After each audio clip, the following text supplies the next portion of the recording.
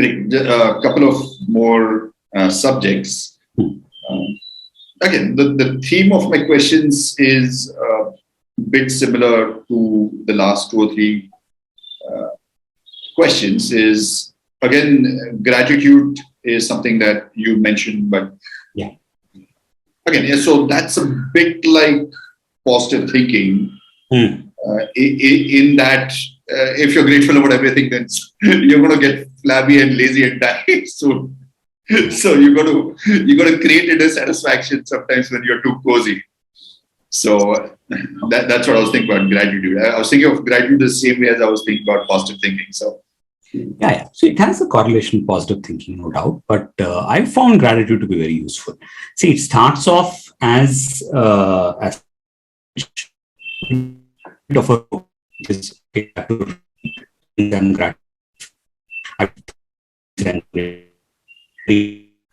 kind of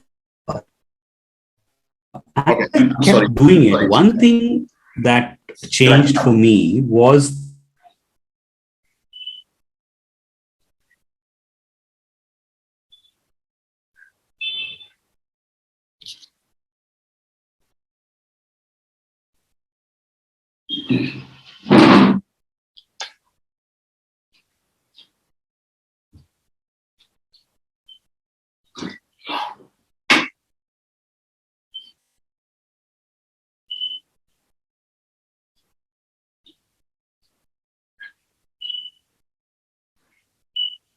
Can you hear me?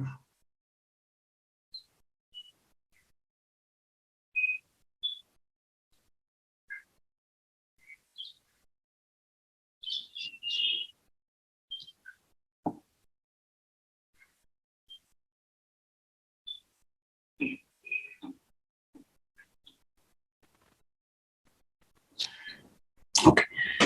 So on gratitude, and initially when I started, it was on rote, which is that I'm writing or I'm just saying that I'm grateful for something and so on. But as I kept doing this, I think one thing that happened was that things that would typically, irritate me or trigger me or, kind of thing, there was a little bit of a pause which I was able to sense. And what the pause did was that, okay, this is a situation and you can choose to react to it the way that you've normally reacted or choose a different response to it. Okay. Because of the fact that, for example, if I tell you a story of what happened in office, for example, there's an instance in office where one of my, people in my team came and communicated something of a decision where they decided to use, some room, and it was part of, things that were under me. And immediately I was extremely upset because my whole interpretation of that was, how come I was not consulted? Because, I'm not important enough and I wasn't consulted, and this is not okay as a thing. And then, and then obviously that leads to other complications and things. And then later I realized that there was not that much of a choice, that it had to be done. And it was not about not informing or consulting me, but just looking at it from a third person's logical point of view. And based on that, that decision was taken.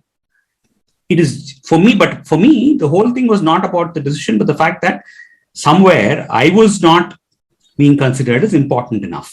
Right. So when I do gratitude and later, similar things continue to happen, right? Because those are things you cannot control. But then I realized that, this is not about me, that this is about a logic, and that, but what used to happen was that between the trigger of the person saying and my reaction, there would hardly be anything. It would be an automatic reaction where I would just get upset about it.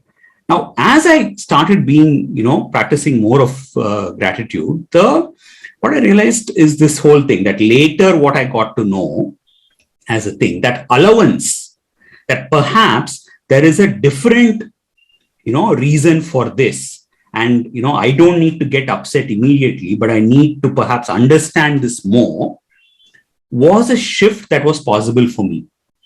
Because I had kind of started looking at gratitude as a shifter of saying, perhaps there is a different outlook to this.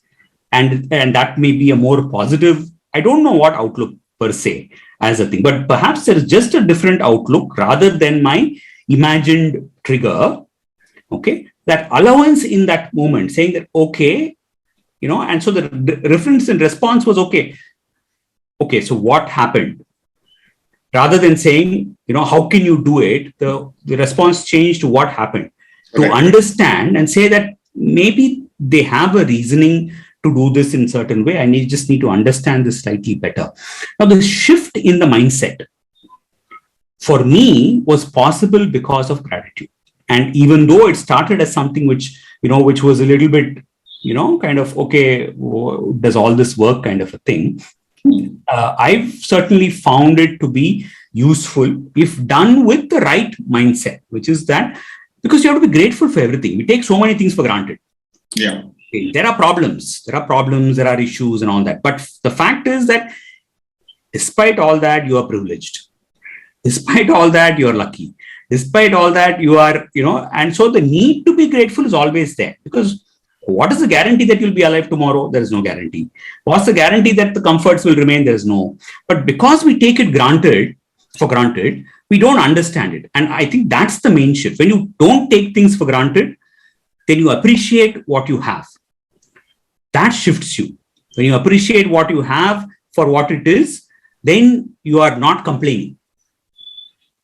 When you're not complaining, you're not looking at the negative mindset. You're not going down that rabbit hole of saying everything is wrong and what more wrong can I find, but really saying that maybe something is wrong, maybe it isn't, but let me not, kind of indulge in it, assuming that it is wrong.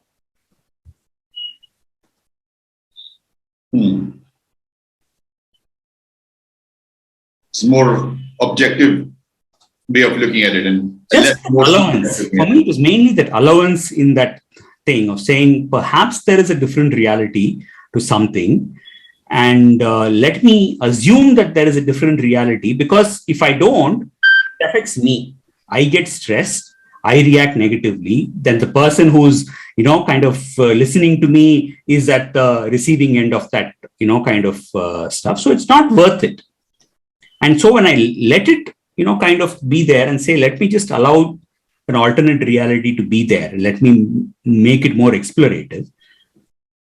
But to get to that state, to do it in the moment, that requires some practice.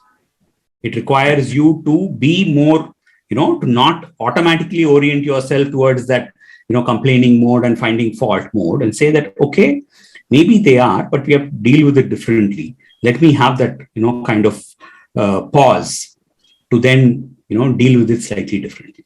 So, I'm saying that it is not that you have to be, positive in a way that it is foolish, but certainly because of our orientation towards a negative mindset and a complaining orientation, by being grateful, we don't take things for granted. We appreciate what is there with us. That appreciation allows us to be less reactive in a triggered situation. Right. That's very useful, especially for me. You talked about sleep. You've recommended a book to me on sleep, and I have I browsed through that book, and then I went directly to the action points. So that's How We Sleep by Matthew Walker. Yeah.